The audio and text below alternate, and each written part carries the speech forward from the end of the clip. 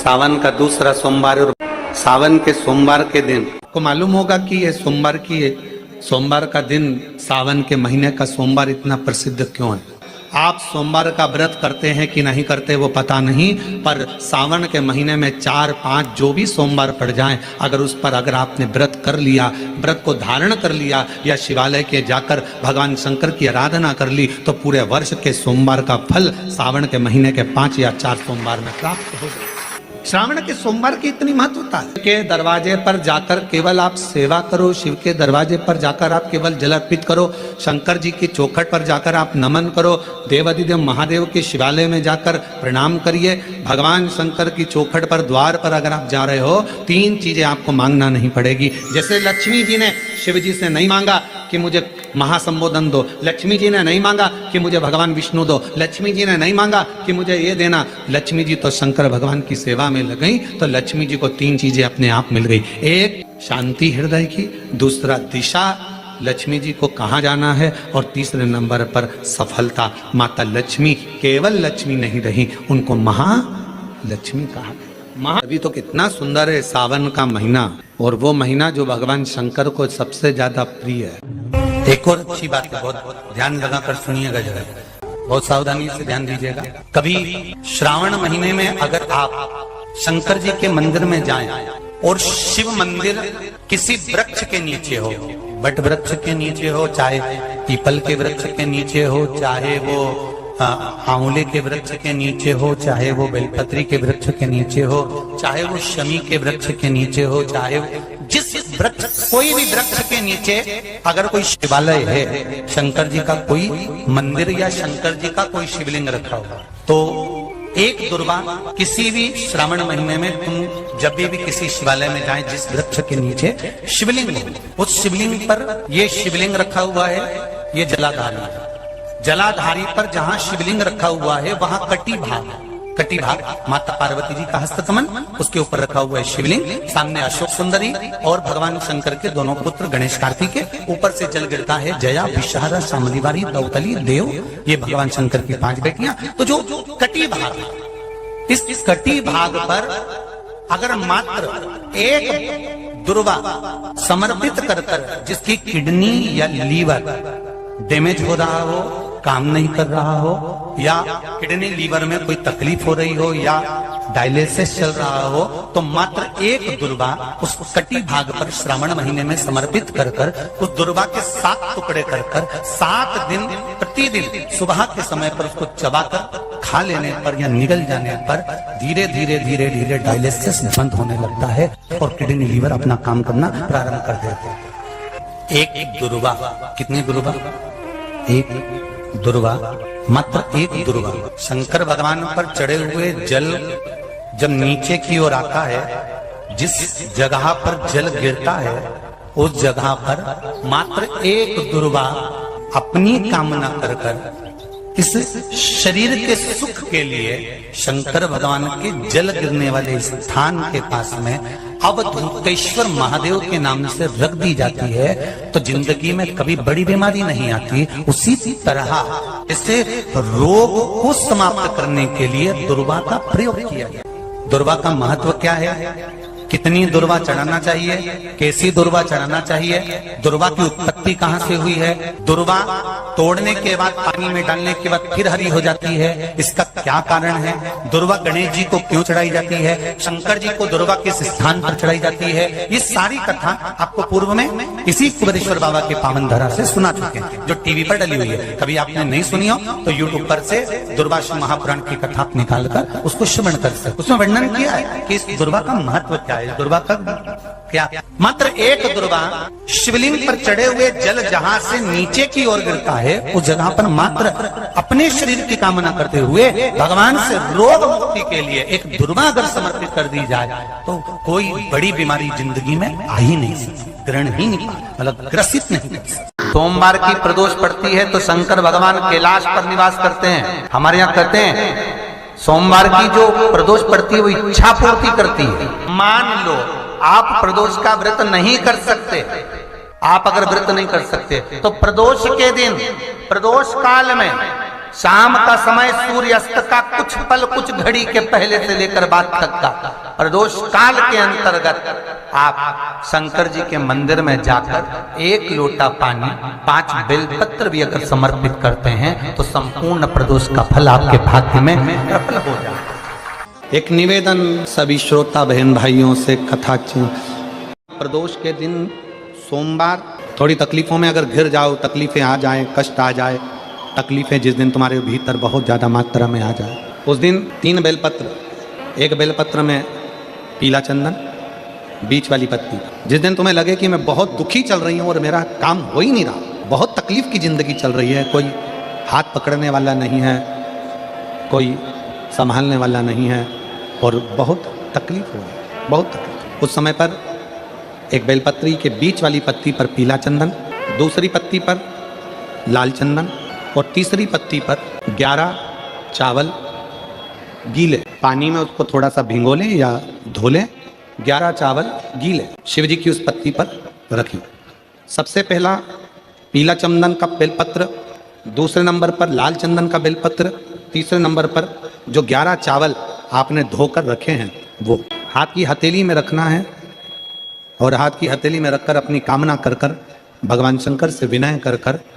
पंचाक्षर मंत्र नमः शिवाय या षडाक्षर मंत्र ओम नमः शिवाय या श्री शिवाय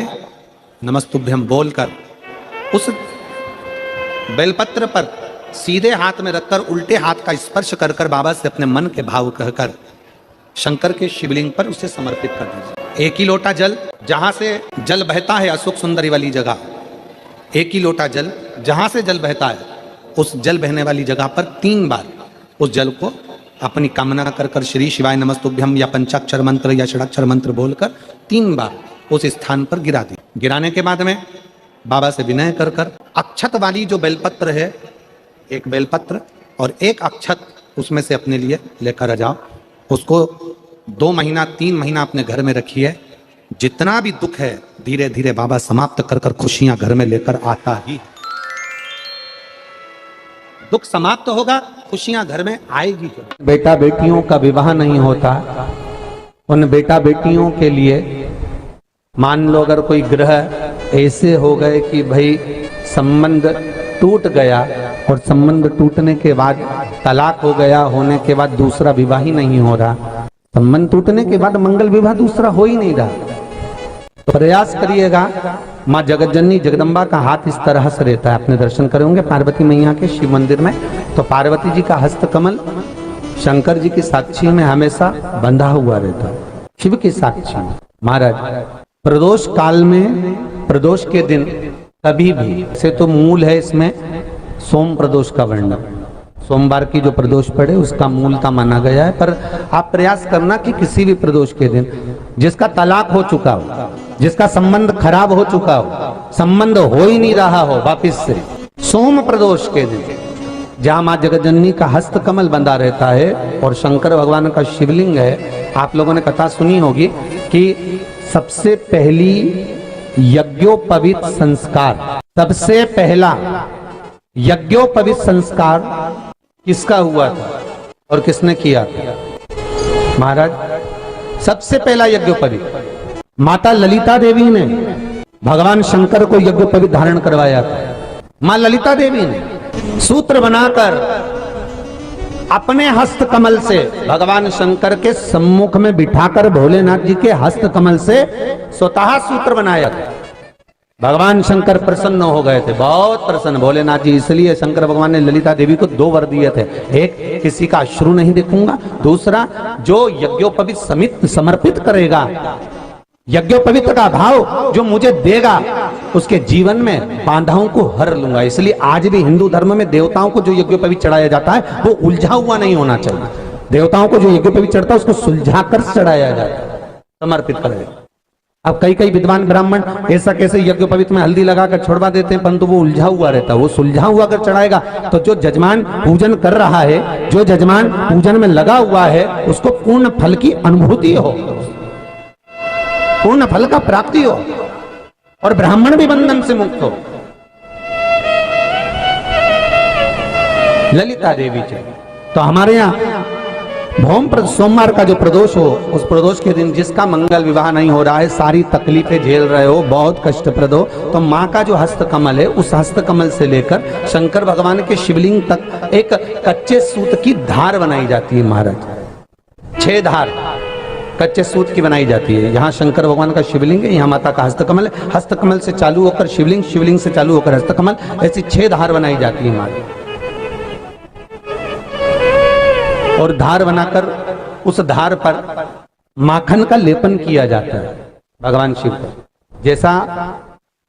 ललिता माता ने भगवान शंकर से वर प्राप्त करा था, उसी तरह फिर उस लेपन को लगाने के बाद उसको उतारकर उसी को लपेटकर शंकर भगवान पर उसको चढ़ा दिया जाता है, मात्र अपनी मंगल विवाह की कामना कर कर। अगर कोई कुंवारी अवस्था में कर रहा है तो उसमें हल्दी लगाए, और अगर कोई शादी होने के बाद, संबंध टूटने के बाद दूसरी शादी के लिए कर रहा है तो उसमें हल्दी ना लगाए। बस इतना अंतर रहता है। शिव महापुराण की कथा कर रहे हैं। 3 स्थान का स्पर्श रोग का निवारण कर देता है। 3 जगह पर चढ़ाया गया अक्षत हमारे मन को एकाग्रित कर कर और हमें अपनी मंजिल तक पहुंचा देता है। और प्रदोष और शिवरात्रि के मिलन का महोत्सव हमारे जीवन को आनंदता देगा। प्रदोष का दिन, प्रदोष काल का समय, भगवान शंकर प्रदोष के दिन, प्रदोष काल में अपने भक्तों के घर पर नंदी के कान में जो बोल कर जाता है, शिवजी नंदी पर बैठकर उस भक्त के दरवाजे पर उसका कल्याण करने के लिए प्रदोष के दिन, प्रदोष काल में पहुंचते हैं। हर हर प्रदोष के दिन, प्रदोष काल में देवाधिदेव महादेव उस शंकर के भक्त के घर जाते हैं, जो भगवान नंदीश्वर के कान में कहकर जाता। नंदी के कान में जिसने कहा, शंकर भगवान के इस शिवलिंग का स्मरण आप करेंगे। बीच में जो एक मोटी सी लाइन होती है, इसको अशोक सुंदरी कहते हैं। सब लोग दर्शन करें, जम के बोलो जरा, करें। अशोक सुंदरी की जगह जहां पूरी हो जाती है, उसके बीच में शिवलिंग और उसके बीच में थोड़ी सी जगह खाली आती है। करें दर्शन, समझना जरा बहुत अच्छे से। जैसे ये अशोक सुंदरी की जगह है, हम निवेदन करेंगे आस्था चैनल वालों से भी और एलईडी वाले भी, जिन जिनको एलईडी पर आप दर्शन करा रहे हैं वो पूरी तरह से कराएं। गणेश जी का स्थान, षडानंद कार्तिकेय का स्थान, अशोक सुंदरी का स्थान बीच में। अशोक सुंदरी का जो स्थान पूरा हो जाता है, वहां से लेकर शिवलिंग के बीच में खाली जगह आती है। करें दर्शन आप लोगों ने, खाली जगह आती है। उस खाली स्थान की जो महत्वता है, ये जो अशोक सुंदरी से लेकर बीच में जो जगह है, ये भगवान शंकर की जो धर्म पत्नी है माता पार्वती, उनकी जो योगनियां हैं 64 योगनी, उनकी जो शक्ति पीठें हैं, उनकी जो सिद्धता है, उनकी जो सिद्धियां हैं, ये अशोक सुंदरी से शंकर के शिवलिंग के बीच में जो खाली जगह होती है, इस स्थान पर 64 योगनियां, देवियां, अष्ट सिद्धियां, नवनिधियां सब इस स्थान पर रहती है। इसलिए हमारे यहाँ शिव महापुराण की कथा कहती है, पूर्ण पूजन के बाद अगर कोई नारी, कोई पुरुष, कोई बच्चा, कोई बुजुर्ग अपने मन की बात का स्मरण इस जगह पर हाथ को रखकर, जैसे किसी के हृदय पर हाथ रखते हैं तो दिल धड़कता हुआ स्मरण होता है, उसी तरह यहाँ स्पर्श करेंगे और स्पर्श कर कर जब अपने मन की बात कहते हैं तो देवाधिदेव महादेव नंदी के साथ आकर प्रदोष के दिन कार्य की सिद्धता पूर्ण करते हैं।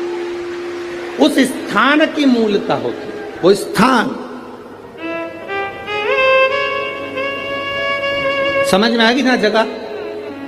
अरे बोलो तो जम के, नहीं समझ में आई हो तो एक बार फिर वापिस समझ लीजिए, फिर समझो वापिस। स्थान देखिएगा, गणेश जी का स्थान, कार्तिकेय जी का स्थान, बीच में ये आ गई अशोक सुंदरी की मोटी सी लाइन। अशोक सुंदरी की लाइन जहां खत्म होती है, वहां से जो शिवलिंग रखा है, इसके बीच की जो जगह है ये जो बीच में अशोक सुंदरी के स्थान से लेकर शिवलिंग के स्थान के बीच में जो खाली जगह है, ये 64 योगनियां, अष्ट सिद्धियां, नव निधियां, सब कुछ मेरे देव अधिदेव महादेव ने माता पार्वती को अपने चित्त वृत्ति के साथ यहां अनुमति प्रदान कर रखी है। वहां का स्पर्श, वहां का मात्र स्पर्श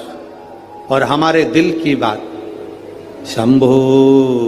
शरणे पड़ी मांगू घड़ी दुख काटो दया करी न दर्शन। उस स्थान का स्पर्श हमें सुख देता, स्थान का स्पर्श।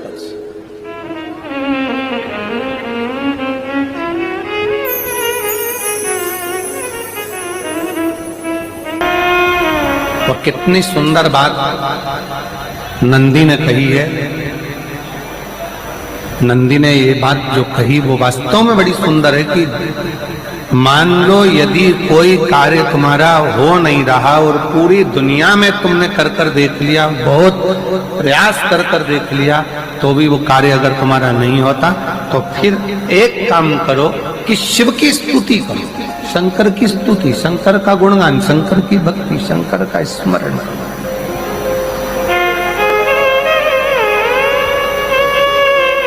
फिर शिव की स्तुति करिए, शंकर से विनय करिए, शंकर से निवेदन करिए, शंकर का गुणगान करिए।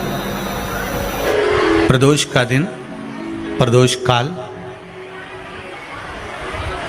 शाम का समय, भगवान देव अधिदेव महादेव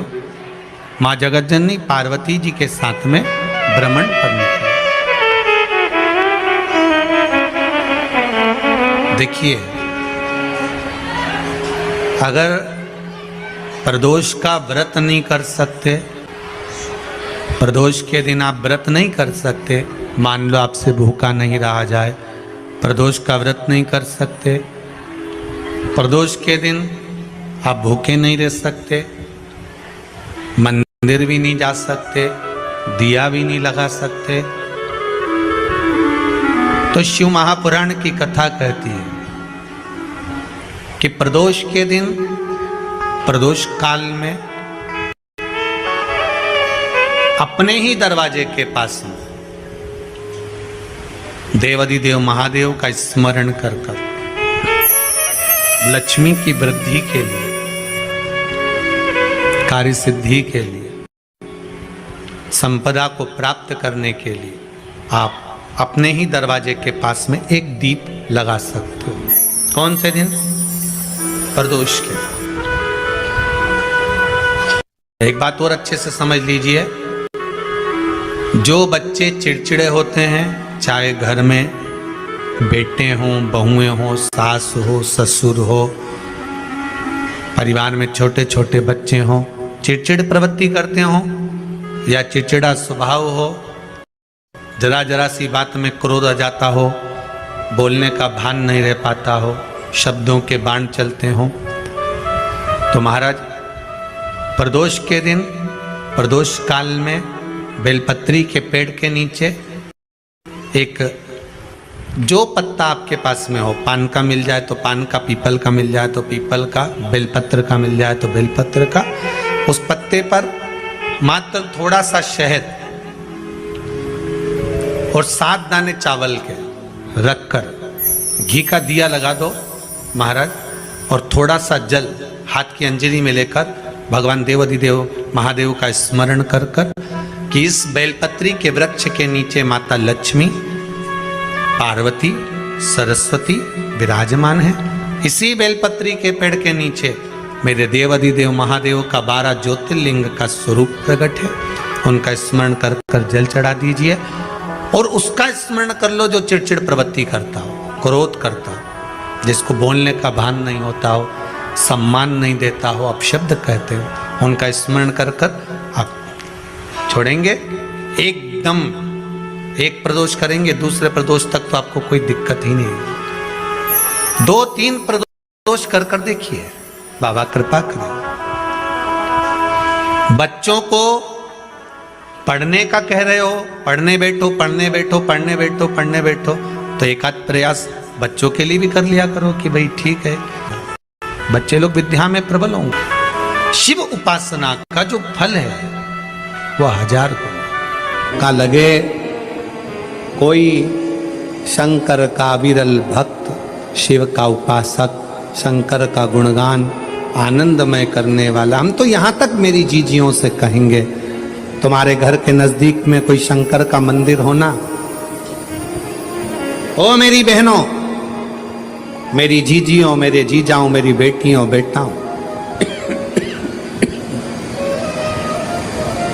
तुम्हारे नजदीक में अगर शंकर का मंदिर हो